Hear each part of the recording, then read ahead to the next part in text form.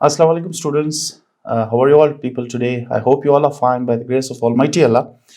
जैसे कि आपने अपने पिछले लेक्चर्स में देखा था, हम लोगों ने डिस्कस किया था आपकी 11th ग्रेड की जो इंग्लिश बुक है उसमें से जो पोएम है यूनिट 14 द पैट्रियट के हवाले से, जो पोएम के हवाले से हमने डिस्कस की थी बातें, उसके स्टैंजास वगैरह, उसकी एक्सप्लेनेशंस वगैरह की, उस स्टैंजास के मतलब क्या है, each and everything we discuss about it. But now we will be moving on to something further, and that would be the paraphrasing of the stanzas and as well as the summary of this poem. ठीक है, उस हवाले से हम लोग देखेंगे. Slides आपके सामने इंशाल्लाह चलेगी.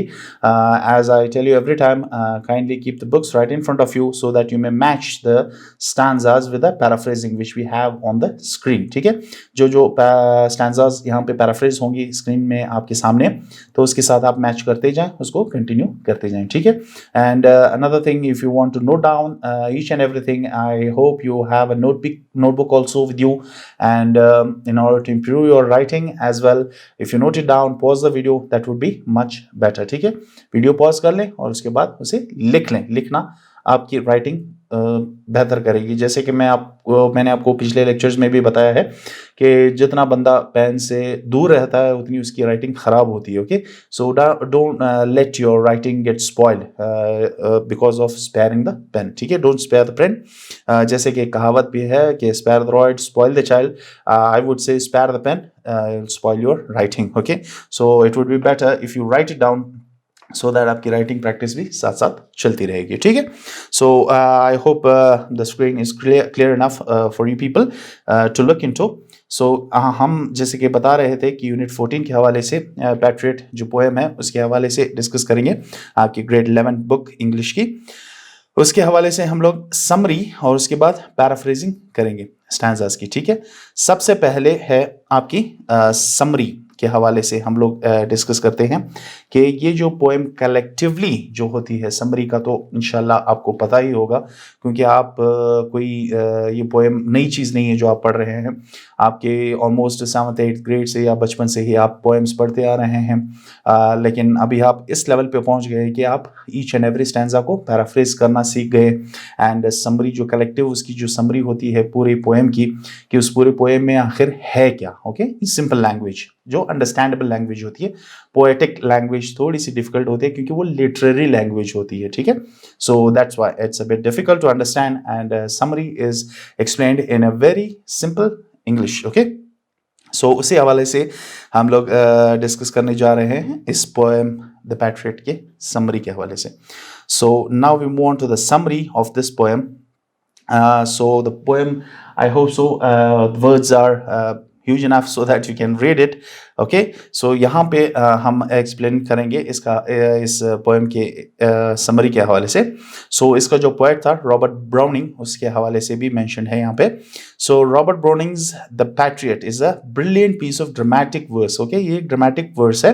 It deals with the fickleness of the public opinion and hero worship. ठीक है, फिकलनेस यहाँ पे ये कहते हैं कि ये जो बर्ताव में जो फ़र्क आया था, जो हमने पोएम पढ़ा था, जो लोग पहले एक हीरो को किस हवाले से देखते हैं, जब उसी हीरो को गद्दार करार दिया जाता है तो फिर उन लोगों का बर्ताव क्या होता है. ठीक है, तो इस हवाले से ये सारा पोएम लिखा गया है रॉबर्ट ब्राउनिंग ने. ठीक है, जो हीरो वर्शिपिंग होती है, हिसाब किताब होता है, जो मुहिब्बुल वतन होते हैं उनके हवाले से. So the same thing has been left here, written here in the second line. You can see the same people who lift you up to the skies will also pull you down into the ditch. ठीक है, वही बात जो हमने poem के जो theme के हवाले से मेंशन की थी कि जो लोग आपको आसमानों पे उठाएंगे, आपके सर पे आपको सर पे उठाएंगे, वही लोग आपको खड्डे में फेंकेंगे एक दिन. ठीक है, so this is a natural moral act which people do with their heroes when they are proved guilty of some misdeed. Whether they did it or not, that is another problem. ठीक है, उसकी कुर्बानियां वगैरह भूल के उसकी बुराई की तरफ ज्यादा फोकस हो जाता है लोगों का कि वो कितना बुरा इंसान है. ये नहीं देखते हैं कि उसने कुर्बानियां क्या क्या दी हमारे मुल्क के लिए या हमारे अवाम के लिए. ठीक है, हमारे अवाम के लिए. So that is the thing which has been mention in the summary. So in the second paragraph you can see the speaker of the poem is a patriot. जो बता रहा है, अपनी स्टोरी नरेट कर रहा है, वो खुद एक पैट्रियट है, मुहिब वतन की अपनी कहानी है जो रॉबर्ट ब्राउनिंग ने लिखी है.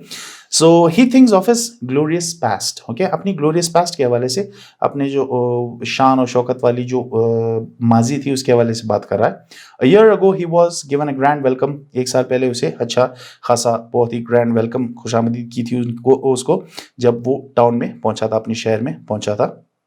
On his arrival, people had thrown roses and myrtle in his path. Okay, लोगों ने गुलाब के फूल और मेहंदी के पत्ते फेंके थे उसके लिए. The church spires were decorated with bright flags, the same as it is. जो चर्च के टावर्स थे उनको झंडों से, ब्राइट झंडों से उनको सजाया गया था. The house roofs were full of people who wanted to have a look at him. और जितने भी छत थे घरों के, वो जो टाउन था उसका जो रोड होता है उसके साथ साथ घर जो होते थे उसकी छतों पे लोग सारे बेताब थे अपनी हीरो को देखने के लिए, एक झलक उसकी देखने के लिए. Bells rang to announce the patriots' arrival. ठीक है, घंटियां बजाई गई थी कि हमारा मुहिब वतन हीरो पहुंच गया है. ठीक है, on his arrival, the frenzy and madness exceeded all limits. People were ready to catch the sun for him. उसके हवाले से जो इतनी मतलब जो पागलपन हो गया था कि उनका जो हीरो पहुंचा है शहर में, जिसने उनकी मुल्क के लिए और अपनी आवाम के लिए इतनी कुर्बानियां दी है, तो उस हवाले से लोगों में एक पागलपन छा गया था कि वो अपने हीरो के लिए कुछ भी करने को तैयार थे. Even if the hero asks for the sun, they would have brought him and given it to him. ठीक है, सो वो अगर अपनी वो सूरज के हवाले से भी उसने अगर कहता कि मुझे सूरज चाहिए तो वो भी ला के दे देते. Okay, so further explaining it in the third paragraph, but everything has changed now. अभी बदलाव आ गया है. वो सारा वेलकमिंग स्टोरी थी, अभी उसकी मिसडीड्स की वजह से जो उसको स्कैफल की तरफ ले जा रहा है, फांसी घाट की तरफ ले जा रहा है, वो क्या है, फांसी के तख्ते पे जो चढ़ाने जा रहे हैं. तो ये चेंजेस क्या थी. But everything has change now after a year, एक साल बाद उसी दिन. The patriot is being taken to the scaffold for all his misdeeds. ठीक है, there is nobody on the housetops now. घर की छतों पे अभी कोई नहीं है. Everyone knows that today the best of the sights is at the foot of the scaffold. वो जो फांसी का जो तख्ता है उस पे चढ़ने के लिए जो आसपास का जो इलाका होता है उस पे ज़्यादा फोकस थी. वहाँ पे लोग ज़्यादा रश बना के खड़े थे कि उसको लाया जाएगा, यहाँ पे उसको फांसी दी जाएगी. ठीक है, He is going in the rain with his wrists tied behind. Okay, बारिश हो रही है और उसको पीछे से उसके हाथ बांधे गए हैं, उसको ले जाया जा रहा है. People are throwing stones at him and his forehead is bleeding. Okay, लोग उस पे पत्थर फेंक रहे हैं और उसका जो माथा है उससे खून बह रहा है. What an ill fate to a man who spent all his life for his countrymen. क्या बदकिस्मती है, यहाँ पे ये बताया जा रहा है कि इस बंदे की, ये वो जो मुहिब वतन है, जो हीरो है उनका, जो उसने सैक्रिफाइसेस की थी अपने मुल्क और अपनी कंट्रीमैन यानी कि अवाम के लिए, ये उसकी बदकिस्मती थी कि वो बारिश में उसके हाथ पीछे से बंधे हुए हैं और उसको फांसी के तख्ते पे ले जाया जा रहा है उसको फांसी देने के लिए. ठीक है, so this was the third paragraph. Now we move on to the fourth one. Even in the midst of the tragedy, the poem ends quite optimistically. जो ट्रेजिडी चल रही है उसके साथ जो जुल्म हो रहा है, जिस तरह के बुरी तरीके से, दर्दनाक तरीके से उसे ले जाया जा रहा है, उसमें भी वो पोएट जो है ऑप्टिमिज्म डालने की कोशिश कर रहा है. ठीक है, उसमें जो मस्बत सोच जो होती है वो बता रहा है यहाँ पे. जो अगर किसी के साथ मतलब कुछ बुरा हो रहा हो, एक एग्जांपल देना चाहता हूँ, अगर आपका कोई दिन बुरा गुजरा हो या मतलब कोई काम आपका नहीं हो रहा हो, तो एक मायूस सा बंदा हो जाता है. ठीक है, और वो खुद को भी कोसता है और वो खुदा से भी गिला शिकवा करना शुरू कर देता है कि या खुदा ये मेरे साथ क्यों इतना गलत हो रहा है, वगैरह वगैरह वगैरह. लेकिन ऐसे माहौल में जब उसके साथ ऐसे ही कुछ ट्रेजिडी हो रही है, वो गिला शिकवा करने के बजाय खुश हो रहा है. वो ऑप्टिमिस्ट है कि खैर यहाँ पे जो हो रहा है वो तो हो रहा है, इस मटेरियलिस्टिक दुनिया में जो मेरे साथ हो रहा है, ये जो दुनिया है, जो फानी दुनिया है, इसमें मेरे साथ इतना गलत जो हो रहा है, मेरा खुदा मुझे देख रहा है कि मैं कितना सच्चा हूँ और मैं कितना अच्छा हूँ. ठीक है, और इसका इनाम मैं खुदा से ही तवक्को रखता हूँ इनाम का. इन लोगों से मुझे इनाम की या कोई रिवॉर्ड की कोई तवक्को नहीं है, क्योंकि ये रिवॉर्ड मुझे मिल रहा है ठीक 1 साल बाद. Even being a patriot, even being a country lover, I am getting this reward from the people of my country. ठीक है, so death is not the end of everything. Okay, मौत हर चीज की जो एंड होती है, जो उसका जो खात्मा होता है वो नहीं होता. The patriot hopes that since he did not receive his award in this world, he will be rewarded in the other world. Okay, वो कह रहा है कि यहाँ पे तो मुझे कोई रिवॉर्ड नहीं मिला, कोई इनाम नहीं मिला, मेरे जो मुहिब्बुल वतनी की वजह से, मेरी जो कैरेक्टर है उसकी वजह से, मेरी जो सेक्रीफाइसेस है, कुर्बानियाँ हैं इस मुल्क के लिए जो मैंने दी हैं उसकी वजह से मुझे कोई अवार्ड नहीं मिला, but I hope I will be rewarded in the life here after. Okay, वो मरने के बाद जो मेरी ज़िंदगी होगी उसमें मुझे अपने खुदा से रिवॉर्ड की तवक्को है, ना कि इन इंसानों से। Okay, he feel safe in the hands of God. वो कहता है कि मेरे मरने के बाद मैं अपने खुदा के हाथों में हूँ, in a sense. Okay, so there I am feeling much more safer, not with these people for whom I did all these sacrifices. Okay, thus the poem also becomes an expression of Browning's optimistic philosophy of life. तो इस पे browning की जो optimism है वो कुछ ज़्यादा ही वाज़ेह हो रही है लाइफ के हवाले से, कि इंसान को कभी मायूस नहीं होना चाहिए, कभी नेगेटिव नहीं सोचना चाहिए, शुडंट बी पेसिमिस्टिक, हर वक्त नाकामी की का सोच रखने वाला उस तरह से नहीं होना चाहिए एक इंसान को हर वक्त ऑप्टिमिस्ट होना चाहिए, उसकी सोच मस्बत होनी चाहिए, ठीक है, पॉजिटिव होनी चाहिए उसकी सोच, कि no problem, if I am facing some problem then it is no problem, not an issue at all, in future I'll be okay. Okay, so इस हवाले से ये सारा पोएम है। God is in his heaven and all is well with the world. Okay, खुदा अपनी जन्नत में है और सब कुछ यहाँ पे दुनिया में ठीक ठाक है, ठीक है। So this was the summary explanation regarding the poem, a brief summary about the poem, what was it starting and what was in between the poem and what is in the last, ठीक है। ये था एक brief story, पूरी explanation poem की, एक 2-3-4 paragraphs में सारा कुछ एक्सप्लेन कर दिया गया है कि पोएम्स की स्टार्टिंग कैसे हुई थी, पोएम की स्टार्टिंग, और उसके बाद उसका एंड में क्या हुआ था। अभी जाते हैं हम लोग आगे पैराफ्रेजिंग की तरफ, जो हर स्टैंजा के अलग अलग से एक्सप्लेनेशंस हैं, ठीक है। अभी जाते हैं आगे स्टैंजास की तरफ। So the first stanza here, okay, first stanza में आप देख सकते हैं जैसे कि आपकी बुक में है पेज नंबर 130 पे, ठीक है। देखें, it was roses roses all the way with mitral mixed in my path like mad, the house roof seemed to heave and sway, the church spires flamed, such flags they had a year ago on this very day. So ये है आपका पहला stanza. इस stanza में क्या बताया जा रहा है, you have right in front of your screen. Okay, the first stanza is used to set the scene of the poem, creating contrasting setting. It starts with it was roses roses all the day, which are known for being beautiful and a theme of love. तो ये एक मोहब्बत थी जो लोग दे रहे थे अपनी हीरो के लिए फूल फेंक के उसमें, ठीक है। So this was showing some love in the first place. Myrtle is representing the victory of the hero, as the myrtle is a shrub which is crowned in the victorious person's head, ठीक है। जो victorious person होता है, जो जंग से जीत के आता है, रोमन एज, विक्टोरियन एज, वो जो पिछला ज़माना था वहाँ पे उसमें ये जो मेहंदी का जो पत्तों से सजा हुआ ताज होता था वो उसे पहनाया जाता था एज साइन ऑफ विक्ट्री, ठीक है। ये जो जीत की निशानी थी, फतेह की निशानी थी। Okay, so like mad refers to the madness of the people of the town to receive their hero. वो जो पागलपन होता है जो यहाँ पे like mad बताया जा रहा है कि वो इस तरह की, मतलब जो लोग इतने पागल हो रहे थे अपने हीरो के लिए, वो जो पागलपन की हद के हवाले से बात हो रही है यहाँ पे, जो फूल बिखेर के पत्ते फेंक के उसको वेलकम किया जा रहा है, ग्रैंड वेलकम दिया जा रहा है। Okay, in the second paragraph you can see, however, the stanza describes how the house roofs seem to heave and sway. Heave and sway, जैसे कि मैंने आपको कहा था, इंसानों से झूल रहा था वो जो छत थे घरों के, which suggests the setting is cramped with house and the house roof seem to sway because it is overcrowded with the fans of the patriot who are waiting to see a glance and to receive him with rose and myrtle. Okay. The tower of the church is also decorated with a lot of flags to receive the patriot. जैसे कि आपको बताया गया है, हर वक्त summary में भी बताया था, पोएम में भी है, कि वो चर्च की जो टावर्स है जिसको चर्च स्पायर्स कह रहे थे, उसको भी झंडों से सजाया गया था for the patriot.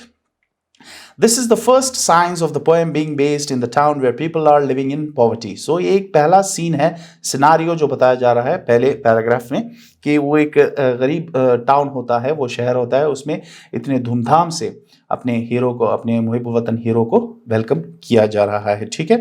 Here the last line indicates okay, this was common in the Victorian period. Victorian period के हवाले से बात हो रही है, which introduces a time to this poem. Here the last line indicates that the speaker is describing the past coincident of his life, but now it may be different from that day. ठीक है. ये एक साल पहले की story बता रहा है. ठीक है, आज की नहीं है, तो it is past. So he is talking about the past, what happened on exactly on this day a year ago. ठीक है, वही वो लास्ट लाइन में बताया जा रहा है, a year ago on this very day. So stanza में जो लिखा है कि साल पहले इसी दिन ये माहौल था. और अब क्या है? In the next stanza we move on to the second stanza of your poem. इसकी जो पैराफ्रेजिंग है, पहले सबसे पहले हम पोएम की जो स्टैंजा है पेज नंबर 130 पे देखते हैं. The air broke into a mist with bells, the old walls rocked with the crowd and cries. Had I said, God folk, mere noise repels, but give me your son from yonder skies, they had answered, and afterward, what else? ठीक है. Explanation आपके सामने है screen पे. The whole area resounded with the sounds of bells rang in the honor of the patriot on his return. Bells बज रहे थे जो बताया जा रहा था कि हमारा हीरो घर वापस आ गया है. The house walls shook with the thrilling sounds and shouts, resembles a heavy crowd in each and every house roof. Okay, यहाँ पे जो भारी भरकम भीड़ जमा हुई थी, उस हवाले से बताया जा रहा है कि एक हेवी क्राउड मौजूद था यहाँ पे, जो लोगों के चीख चिल्लाट और नारे हो रहे थे अपने हीरो की उसके आमद पे. तो उसी हवाले से मेंशन किया जा रहा है कि वो सारा गूंज रहा था, एको हो रही थी, जैसे कि दीवारों पे वो आवाज टकरा के जैसे दीवारें बोल रही हों. ठीक है, just like a comparison it has been made here. The old house also indicates the shabby existence of inhabitants of the town. The patriot describes how he was welcomed and how he was recognized as a hero. तो ये जो old house हवाले से बताया जा रहा है कि shabby existence means something which is not clear. Okay, some buildings which are not that much intact. So it was a poor town that इस हवाले से. So वो जो patriot बता रहा होता है, मुहिब वतन अपनी स्टोरी बता रहा होता है कि डिस्क्राइब कर रहा था किस तरह मेरी धूमधाम से मेरी खुशामदीद हुई थी as a hero. That whatever he asked for, his countrymen were ready to give it to him, to the point that he thinks that if he asked for the son, they would still respond affirmatively with, and afterward, what else? ठीक है, तो वो बता रहा है अगले जो 2-3 lines हैं इस स्टैंजा में, वो वही वाली बात जो वो कह रहा है कि जो इतना पागलपन मैंने देखा लोगों का, तो अगर मैं वहां पे ये फरमाइश कर देता कि मुझे सूरज चाहिए, तो वो भी मुझे दे देते, और इसके अलावा और क्या चाहिए, बस तुम हुक्म करो, हम तुम्हारे लिए कुछ भी करने को तैयार हैं. ठीक है. This was just the response of the countryman who were showing their love for the patriot, for their hero. So this was the second stanza here. Now we move on to the third stanza of your poem. और third stanza की जो paraphrasing है आपके सामने आएगी इंशाल्लाह. पहले book देखते हैं. Alack, it was I leaped at the sun to give it my loving friends to keep. Not man could do have I left undone. And you see my harvest, what I reap this very day. Now a year is run. So यहाँ पे इस stanza में बताया जा रहा है कि there is reference to an old tale of Icarus in the first line. It was I who leaped at the sun. Icarus attempted to fly by sticking feathers. Icarus नामी एक बंदा था जिसके हवाले से एक मतलब समझ लें कि एक स्टोरी थी. इस तरह की स्टोरी जो फिक्टिशियस स्टोरी, जो ख्याली स्टोरी थी, उस हवाले से एक बंदे के हवाले से बताया जा रहा है इस पैराग्राफ की लाइंस में कि वो बंदा जो था मोम की मदद से मतलब अपने हाथों पे पर लगाता है और उड़ने की कोशिश कर रहा होता है. वो धूप मतलब सूरज तक पहुंचने की कोशिश कर रहा होता है, लेकिन वो जब जाता है वहां पे पर लगा के, इकरस वो जो मोम से उसने चिपकाई होती है पर, वो मोम पिघल जाता है जितना वो गर्मी के करीब, मतलब सूरज की जो तपिश है उसकी करीब होता जा रहा है, तो वो मोम पिघल जाता है और उसके पर गिर जाते हैं और वो भी आसमान से जमीन पे गिर पड़ता है. ठीक है. So that is what it has been mentioned here, जैसे कि हमने इस थीम के हवाले से मेंशन किया था. सो I who leaped at the sun. Icarus attempted to fly by sticking feathers to his arm with wax यानी कि मोम. However, the closer he flew to the sun, the more the wax melted until he fell from the sky. ठीक है, वही story जो मैंने आपको बताई. Browning uses this story to introduce an ideology to not to be too ambitious, which unfortunately the patriot was. ठीक है, वो यही ब्राउनिंग बताने की कोशिश कर रहा है इकरस की स्टोरी यहाँ पे बयान करते हुए, जो इन लाइंस में, इस स्टैंजा में, थर्ड स्टैंजा में, कि इतना मत उड़ो, इतना एम्बिशियस मत बनो अपनी तरफ, क्योंकि लोग जो हैं बहुत जालिम होते हैं, वो इस तरह नहीं होते. जैसे कि उसमें बताया जा रहा है कि वो मोम की मदद से जो पर लगा के उड़ने की कोशिश कर रहा था, सूरज तक पहुंचने की कोशिश कर रहा था. उसी सूरज की तपिश से उसका जो मोम था वो पिघल गया और उसके पर गिर गए थे, और वो आसमान से जमीन पे गिर पड़ा. Okay, through the stanza the patriot is reflecting and thinking. वो रिफ्लेक्ट करते हुए और सोचते हुए बता रहा है. He feels he has done everything he could have possibly done. वो यही सोचता है कि मुझसे जितना हुआ, मेरे बस में जितना था, वो मैंने किया अपने मुल्क और अपनी आवाम के लिए. Okay, what I reap illustrating how he has been rejected. यही बताया जा रहा है यहाँ पे कि उसे किस तरह से रिजेक्ट किया जा रहा है. जो उसने किया, जितना भी किया, उसका बस जितना था, he had possibly done. So उसके हवाले से what I reap, के मैंने क्या पाया, वो इसी हवाले से बात कर रहा है कि instead of being loved I am being rejected. तो वही बात जो आगे अपने स्टैंजा में आएगी इंशाल्लाह.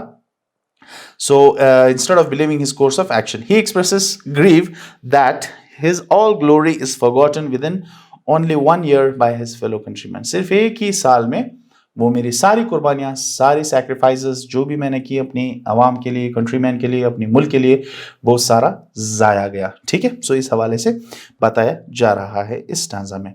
Now we move on to the fourth stanza. Fourth stanza में क्या बताया जा रहा है? In your page number 30, 130 and 131 पे कंटिन्यूएशन उसकी. There is nobody on the housetops now, just a palisaded few at the window set. For the best of the sight is all allow at the shambles gate, or better yet, by the very scaffold's foot I trow. ठीक है, अब इस stanza में क्या explain किया जा रहा है? Right in front of you on the screen. It looks more at the setting again at how nobody is out to watch the patriot's execution, except just a few palsied. Okay, a palsied few. Palsied is the term given to the old, paralyzed and riddled with disease. Okay, such kind of people, जो फालिज के शिकार होते हैं या बीमार लोग, इस तरह के लोग, वो ये देख रहे हैं कि उसे ले जाया जा रहा है फांसी के तख्ते की तरफ. This just opposes against what the patriot has achieved in his life. ये बिल्कुल उसके ऑपोजिट है. ठीक है, जो अपोज कर रहा है, जो उसने कुर्बानियां दी हैं, उसके बिल्कुल मुखालिफ है, बिल्कुल ऑपोजिट है. तो वही बता रहा है कि जो सिनारियो वो अभी देख रहा है, वो बिल्कुल एक साल पहले उसके ऑपोजिट था. जो ग्रैंड वेलकम थी, अभी कुछ भी नहीं. We know he has power, which is clearly not reflected with the amount and type of people watching his hanging. The people that are outside are gathering at Shambles Gate, which is a place where people would congregate to watch public hangings. जो लोगों के सामने इंसान, एक बंदे को या जो जिसने गलत किया होता है, उसको पनिश किया जाता है, लोगों के सामने जो बीच चौराहे पे फांसी दी जाती है, वो वाला हिसाब किताब है यहाँ पे जो उस वक्त होता था. द पब्लिक एग्जीक्यूशन पब्लिक के सामने, आवाम के सामने. Which another name for it is scaffold is starting to make the patriot lose all dignity. उसकी जितनी भी मतलब डिग्निटी है, वो सारा लूज होता जा रहा है कि मैंने जो कुर्बानियां की है अपने मुल्क के लिए, और उसके अलावा मेरे साथ कौन सा बर्ताव किया जा रहा है. ठीक है, इस हवाले से ये है आपका fourth stanza. Now we move on to the fifth stanza of the poem. Fifth stanza में क्या है? पेज नंबर 131 में देखें. I go in the rain and more than needs, a rope cuts both my wrists behind, and I think by the feel my forehead bleeds, for they fling whoever has a mind stones at me for my years misdeeds. Okay, यहाँ पे आप देख सकते हैं कि I go in the rain, बारिश में चलते हुए, and more than needs, a rope cuts both my wrists behind, and I think by the feel my forehead bleeds, for they fling whoever has a mind stones at me for my years misdeeds. तो ये है आपका fifth stanza. Fifth stanza की explanation आपके सामने है. Here it carries on from where stanza 4 left off to describe the public humiliation. वो जो पब्लिक में उसकी जो बेहुरमती हो रही थी उस हीरो की, वो जो मुहिब वतन था उसकी जो बेहुरमती हो रही थी, उसके हवाले से कंटिन्यूएशन में ही ये चल रहा है फिफ्थ स्टैंजा में. Pathetic fallacy is used which was common in Browning's poem as making the patriot wet, reducing his dignity. उसकी जो इज्जत है वो सरेआम नीलाम हो रही थी. और the rain can be seen to as it symbolizes how the patriot is innocent. वो बारिश जो बताई जा रही है कि बारिश में उसे ले जाया जा रहा है कि वो कितना innocent था, वो कितना उसने कोई गलती नहीं की थी, वो innocent था. as he is washed clean. So वो जो बारिश हो रही है उसकी गुनाहों को जैसे वो धो रही है, वो बारिश उसे धो रही है और उसको पाक कर रही है और ये साबित करने की कोशिश कर रही है कि वो एक इनोसेंट है, वो उसने कोई गलती नहीं की. ठीक है. Okay, again rain generally represents corruption which creating a negative mood. वो एक करप्शन के हवाले से भी बताया जा रहा है कि वो एक नेगेटिव मूड भी दे रही है कि this describes the public who are clearly corrupt for hanging somebody who has done nothing wrong. ठीक है. वो ये भी बताया जा रहा है कि करप्शन का हवाले से के बताया जा रहा है कि लोग जो इसे ले जा रहे हैं फांसी देने के लिए फांसी के तख्ते पे, उनकी जो करप्शन के हवाले से भी थोड़ी सी वजाहत हो रही है कि उसने कोई गलत किया नहीं है, उसके बावजूद उसे गद्दार ठहरा के उस बेगुनाह को फांसी के तख्ते पे ले जाया जा रहा है. ओके. वो अपनी बेगुनाही किस तरह साबित करे. ठीक है. अपनी इनोसेंस किस तरह साबित करे. There is nothing been done in this regard. Okay. He undergoes pain for the first time. Okay. वो दर्द बर्दाश्त करते हुए पहली बार. A rope cuts both my wrists behind. वो जो बयान कर रहा है कि वो जो रस्सी है वो मेरी मेरे रिस्ट्स हैं, मेरी कलाइयाँ हैं, उसे काट रही हैं. इतना उसको सख्त बांधा गया है पीछे से. And for they fling stones at me for my years misdeeds. और लोग जो fling means throwing stones with a speed. Okay. जोर से फेंकना पत्थर को किसी की तरफ, तो वो पत्थर मार रहे हैं मुझे. He can tell he is coming close to the end as tension has been built through the weather and the change in behavior of those watching. So ये एक मतलब उसके कंक्लूजन की तरफ जा रही है, उसकी स्टोरी जो एंडिंग की तरफ जा रही है वो बयान किया जा रहा है कि अभी वो मरने वाला है हर हाल में. ठीक है. बेशक उसने कोई गलत कुछ नहीं किया था, वो इनोसेंट था, बेगुनाह था, बेगुनाही के बावजूद उसे ले जाया जा रहा है, एक गद्दार ठहराते हुए उसे फांसी दी जा रही है. ठीक है. So this was the fifth stanza here in this poem, the explanation of it. Now we move on to the sixth stanza of the poem, the last one. Thus I entered and thus I go. In triumphs people have dropped down dead. Paid by the world, what dost thou owe me? God might question. Now instead, 'tis God shall repay. I am safer so. ठीक है. ये जो है last stanza, इसमें थोड़ी सी optimism के हवाले से जो हम लोगों ने डिस्कस किया था आपके सामने आपकी स्क्रीन पे.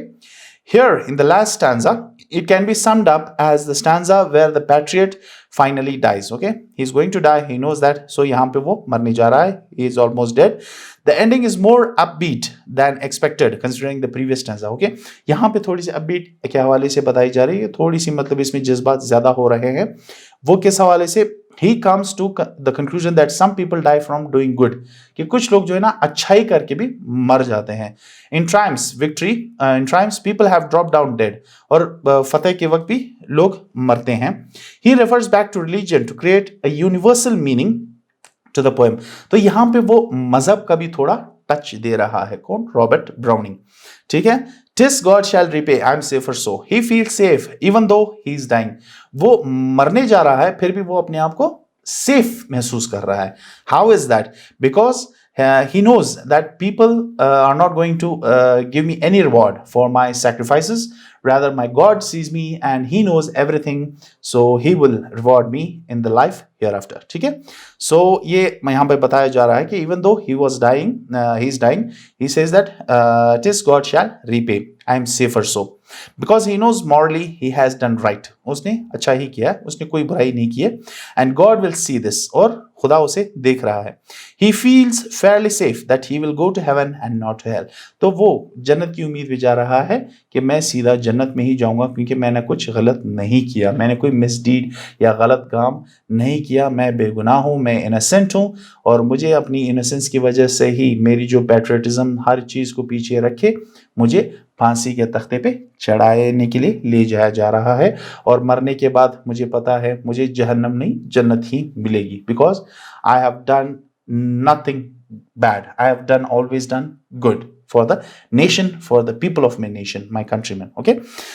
So this was the sixth stanza here, and this lecture is almost done regarding the summary of the poem, The Patriot.